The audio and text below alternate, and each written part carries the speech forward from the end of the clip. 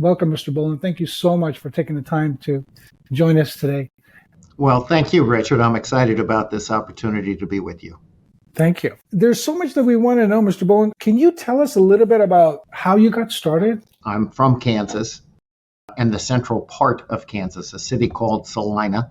And if you look at a map of the United States and put your finger in what you think is the exact middle, there's a pretty good chance you put your finger on my hometown. Salina was for many, many years an Air Force base, but that Air Force base closed in the early 1960s. When the Air Force base closed, the city recognized that its future was dependent on turning that airport into a great community asset. So through the years, celebrating the airport and its potential to create jobs and economic development, to be really the lifeline for our city, had a big impact on me growing up. The city's largest private employers were at the airport. They used the airport to connect with the rest of the world. My father had an opportunity. We were a civic-minded family, and my father had an opportunity to serve on the airport board. So it was something that was well recognized by everyone in my hometown, that business aviation, general aviation, was a key economic development tool. After I had been in law school, I had a phenomenal opportunity to work for a senator from Kansas, Nancy Kassebaum, and we had really landmark legislation that she had introduced to promote product liability reform for general aviation manufacturers. So that got me into aviation through a policy opportunity. She was able to get that law passed, and it was signed into law by President Clinton. And as a result of that, Cessna went back into producing single-engine airplanes. Piper was able to come out of bankruptcy. Companies like Cirrus were encouraged to certify airplanes. They were building kit airplanes at the time. So just a real opportunity to have an impact on general aviation, and that was my fortunate way into the industry. Wow, that's incredible. From what I read online, the law that was passed significantly helped the manufacturers, if I'm not mistaken. Yeah, we had a situation where the laws didn't really make sense. Planes that accompany Beechcraft, Cessna, Piper, let's say they built a plane in the 20s or 30s and 40s. In the 1980s, they were being sued when there was an accident, say for a plane built in the 1930s. And the allegation would be that the plane was either poorly designed or poorly manufactured. And it was difficult to accept the idea that planes that have been flying for 30 or 40 years were improperly built or improperly designed. Usually what would happen is the companies would win their lawsuits, but they would spend $500,000 proving that a plane that they built and sold for $5,000 40 years ago was properly built and properly designed. So this put kind of a cap on that, and it basically said that if a plane has been introduced into commerce and has been flying for 18 years and is involved in an accident, well, the plane may have been improperly modified, it may have been improperly operated, it may have been improperly maintained, but it was not improperly designed and built. Its very durability proves the quality of its design and its manufacturing. It seems like you've had such a phenomenal career from start to finish. I just wonder, is it a lot of hard work, or was it something that you were born with, talents that you were born with? What would you say was key to your success? I think the key to my success is I had two parents who were very involved in their community and their family. And that was very helpful to me to see. My mother would volunteer. She would deliver Meals on Wheels. My father would serve on the school board or the airport board, Lions Club, those types of things. They were very engaged and certainly encouraged my brother, myself, and my sister. I can't say I was a great student, but I was usually able to get to, in high school, I was able to get into college. In college, I was able to get into law school. So was able to get to the next level. My family was always very interested in different topics and the world affairs, and so there was a lot of good conversation that stimulated a lot of thoughts that created a curiosity. Oh, interesting. So these would be topics that you would sit down and around dinner table, you guys would, as a family, discuss and talk about. Yeah, politics, history, commerce, those types of things were routinely discussed. My father had an insurance business. He was an insurance salesman and had some real estate development as well. So there was always a lot about what's going on in the community, and really recognizing that promoting the community, creating jobs was very important. Who would you say are some of your mentors growing up? Were there anybody in particular? I'm sure your parents were top of the list, but anyone else that you can think of that was a mentor to you, that you looked up to and learned from? Well, I think in my adult professional life, there have been three people that have really stood out. One was the senator that I worked for. Senator Nancy Kassebaum was at one point the only woman serving in the United States Senate. She was a pioneer in many, many ways: direct, honest, thoughtful, committed, a lot of integrity. I certainly had a wonderful opportunity to work with her. After that, there was a remarkable gentleman who ran the General Aviation Manufacturers Association for a number of years. His name was Ed Stimson. Ed brought me into the General Aviation Manufacturers Association, promoted me. Ultimately, he went on and became the U.S. ambassador to the International Civil Aviation Organization, and is been recently enshrined in the National Aviation Hall of Fame. Just a remarkable human being.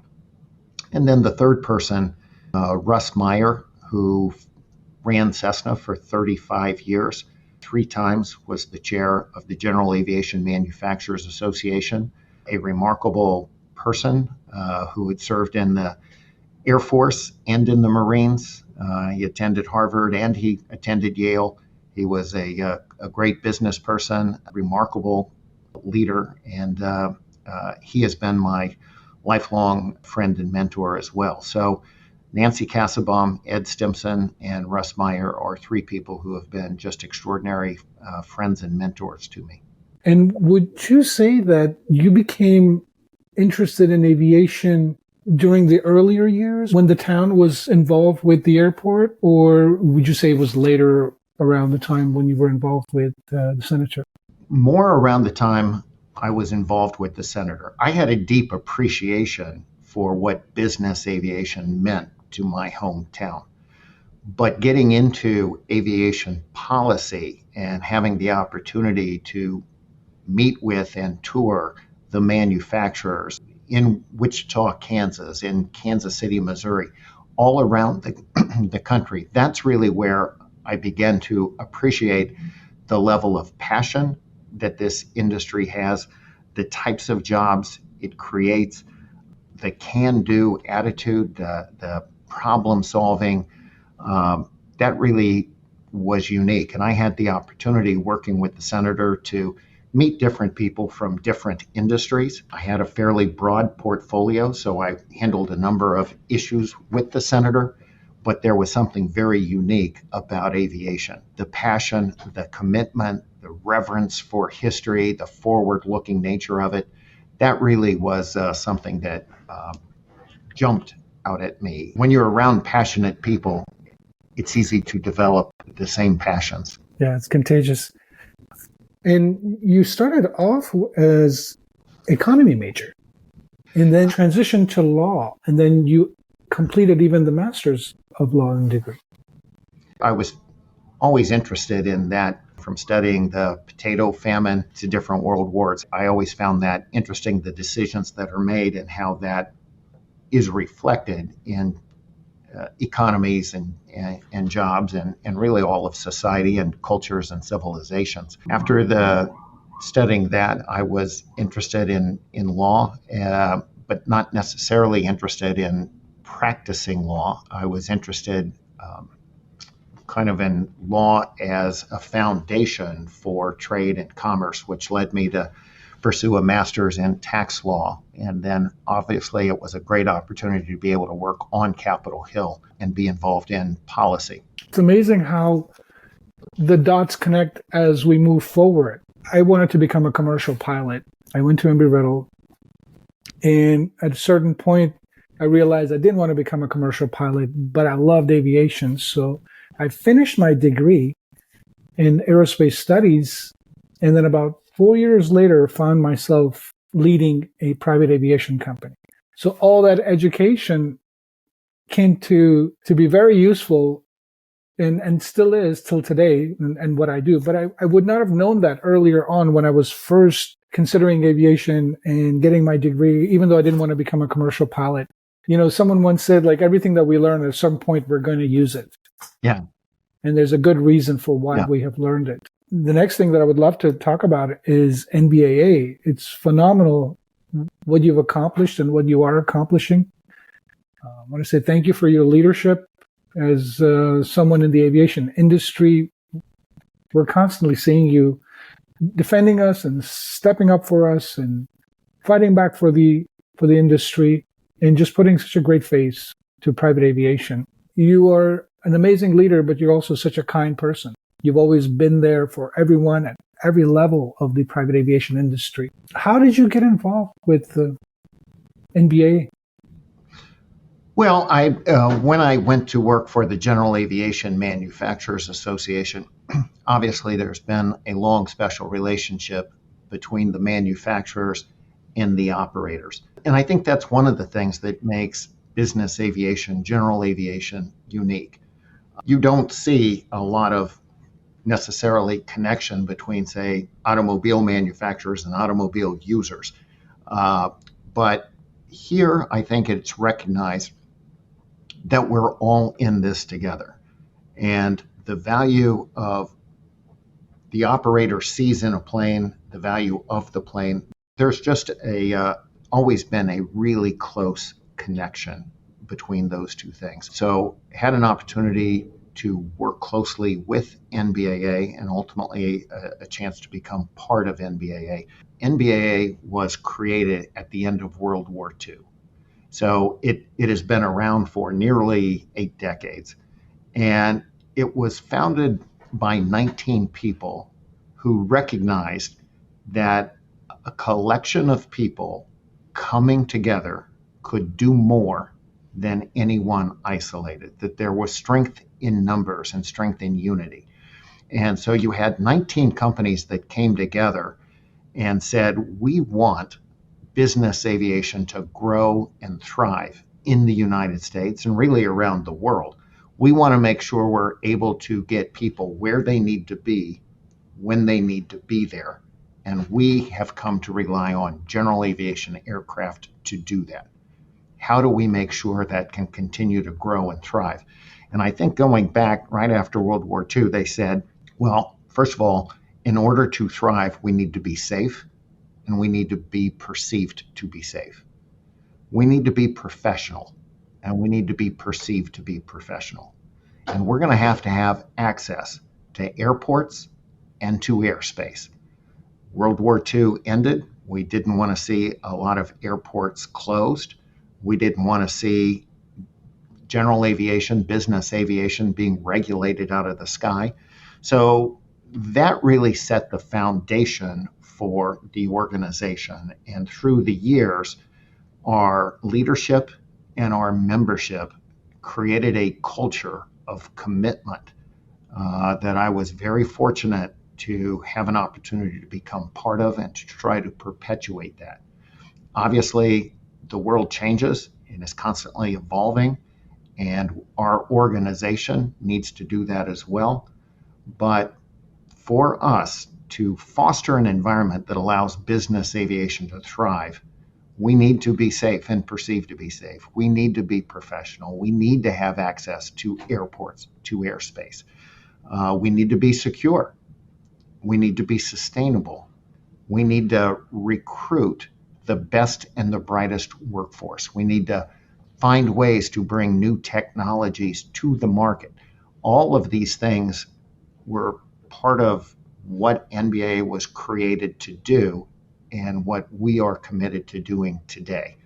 And we, as a aviation industry, are very fortunate to be able to stand on the shoulders of the giants from business and technology and aviation who brought us to this point. We also need to foster that next generation. And that's why when you talk about people like Shasta Ways, Barrington Irving, so many people who are inspiring young people who are doing things that help people see themselves, we need to support that. There's nothing really more important than that we can be doing with our time than helping other people see the value and the inspiration and the hope and the greatness that is really business aviation, both in the United States and around the world. So I'm really honored to be here and really proud to be part of what I think is the most remarkable industry in the world.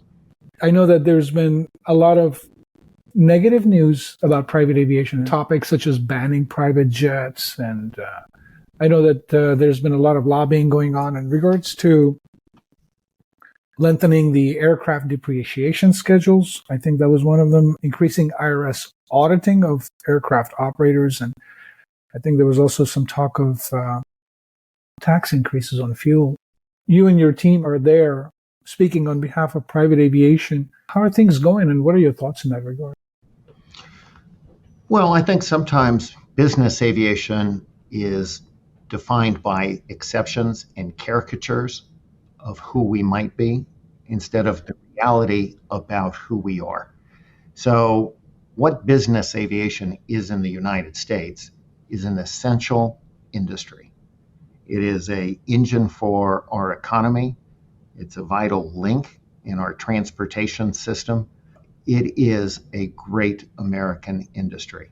We're an industry that creates jobs, over 1 million jobs in the United States, jobs flying planes, building planes, maintaining planes, but also insuring planes, financing planes, schedulers and dispatchers, graphic designers. You have an opportunity to be part of a great industry that is creating jobs, that's bringing economic development to towns everywhere, just like my hometown of Salina, Kansas, helping those communities access the global marketplace.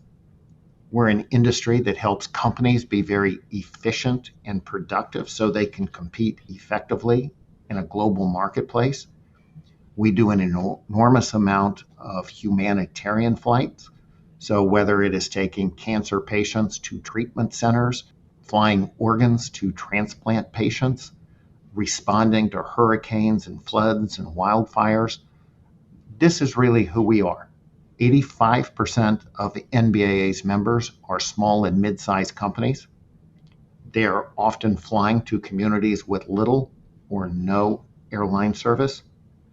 They're doing things that oftentimes can't be done with any other mode of transportation. For example, we have members that routinely visit 3 cities in 1 day instead of 1 city in 3 days.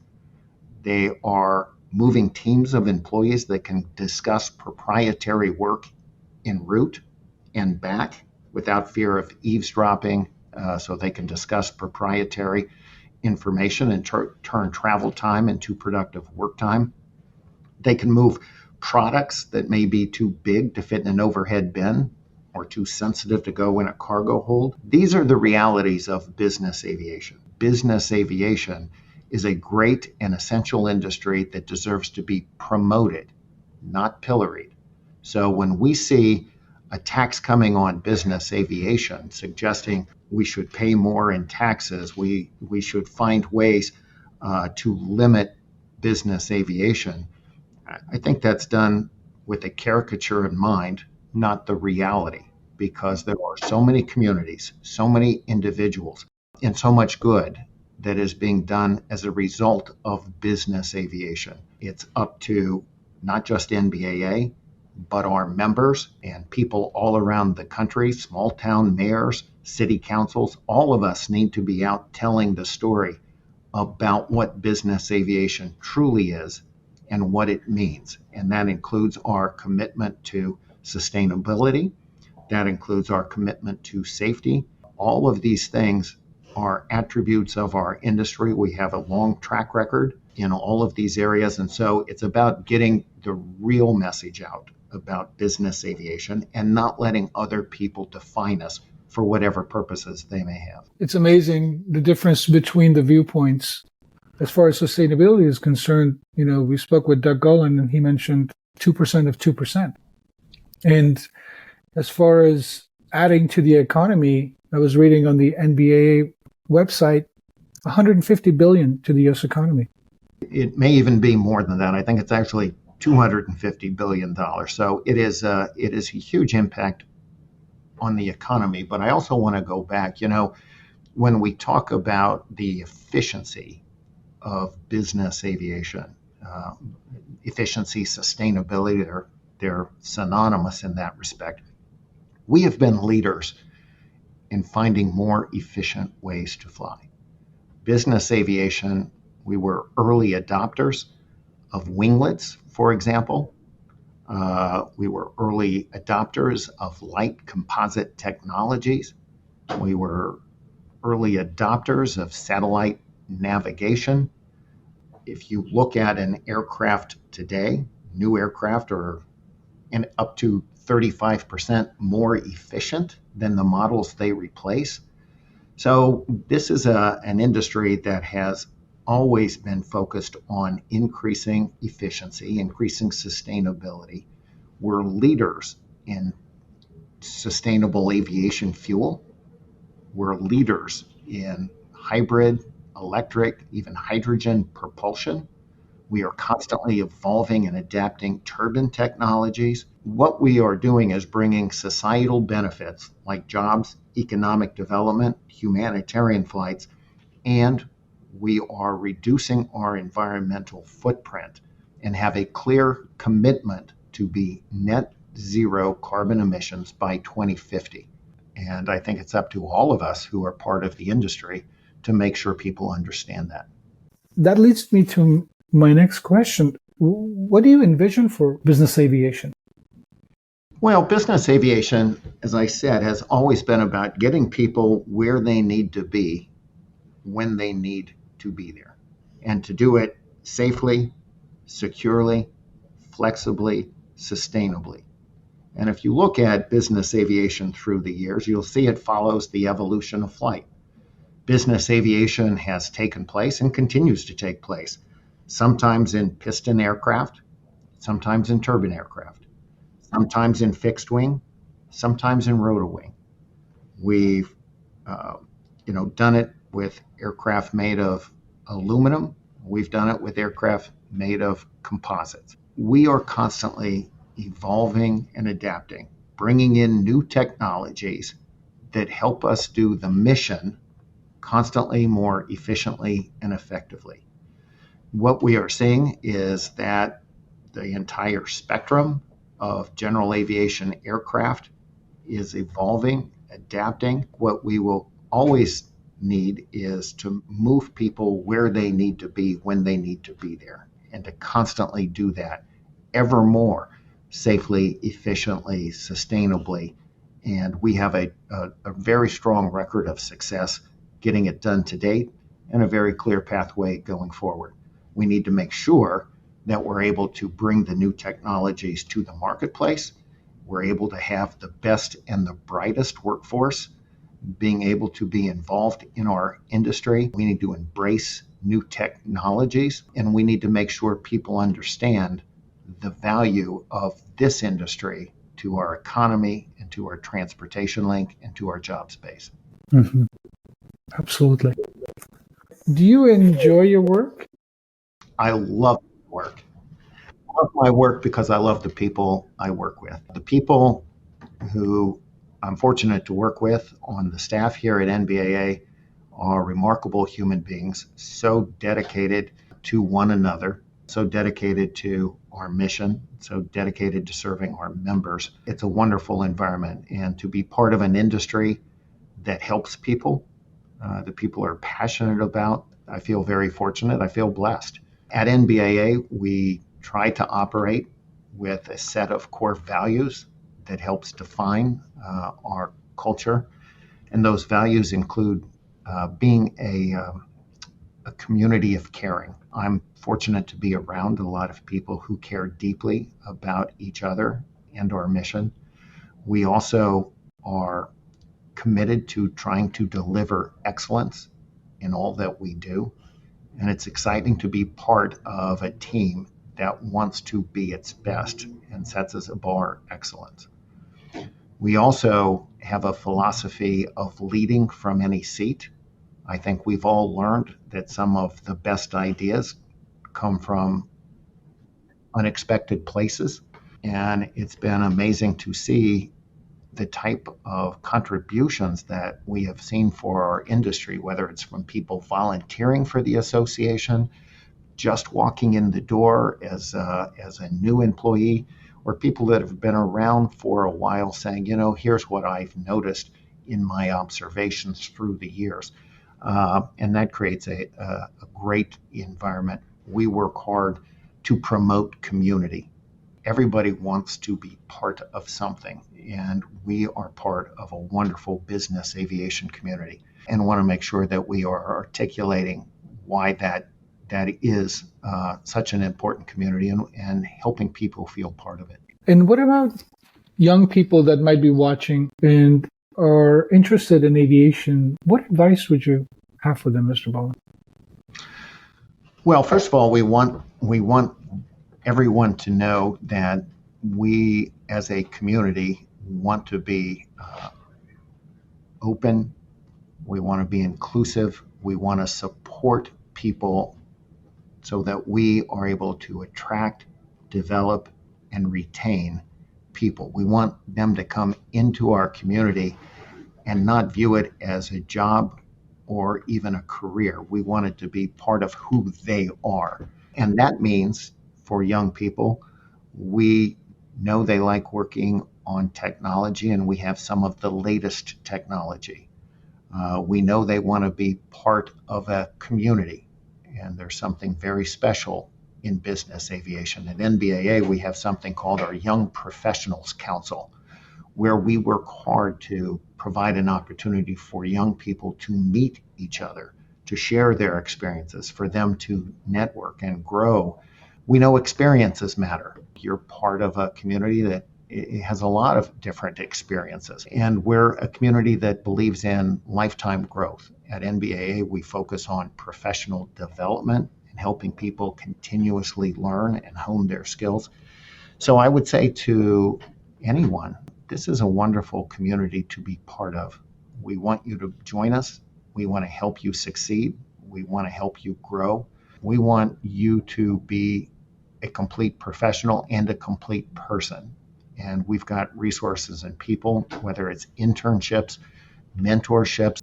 We work hard to try to make sure that you're not alone, that we are all here to help one another. And I think that's part of what aviation has always been about. People recognizing that for an airplane to exist and to fly safely from point A to point B is not something that one individual controls, that there is an entire community and network, information to be shared and supported. So this is an area where there is a community. There is an opportunity to grow. There is an opportunity to be around technology, to feel the passion of the people that went before us.